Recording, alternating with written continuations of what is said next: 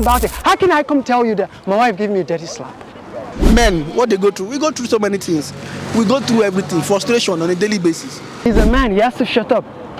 He's a man, he has to be strong. Even though he wants to cry, he doesn't have the right to cry. A lot of focus has been placed on gender inequality faced by women. While not downplaying some of the struggles faced by women, there are silent issues that men face in society. The expectations placed by a patriarchal society have contributed to a strain on men's mental well-being. We are on the streets of Abuja to ask Nigerians to pinpoint some of these challenges and how we can tackle it as a whole. The moment you are being born a man, as in that's when the work starts.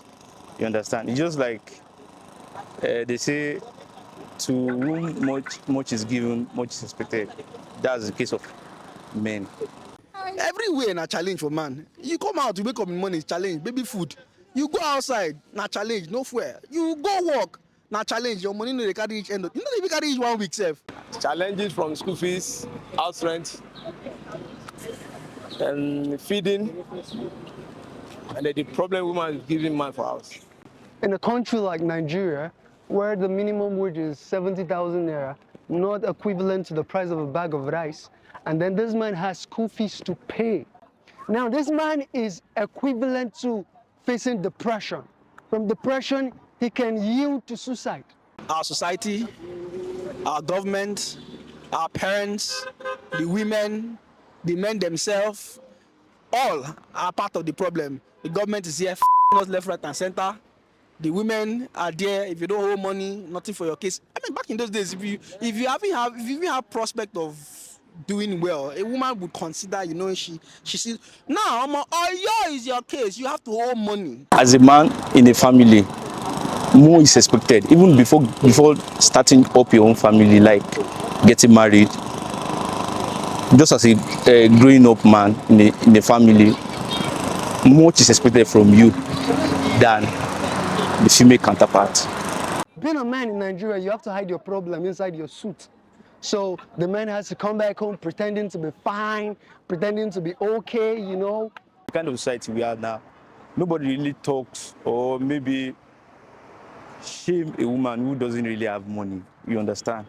But a man who doesn't have money, you see, men broke shame. Even as a man. The 50-50 men and women, but the truth is that is a delusion, Jugas, because men, we have to toil, we have to suffer. A lot of things men are not even trained to and ready to face. They don't tell them these things. I think in a way, women are sort of somehow have a clue of what to expect. Yeah, men face domestic violence, but they don't have the right to talk about it.